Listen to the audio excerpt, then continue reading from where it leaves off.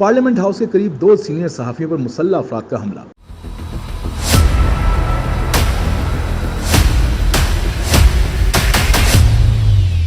مسلح افراد mobile phones اور اہم دستاویزات لوٹ کر فرار۔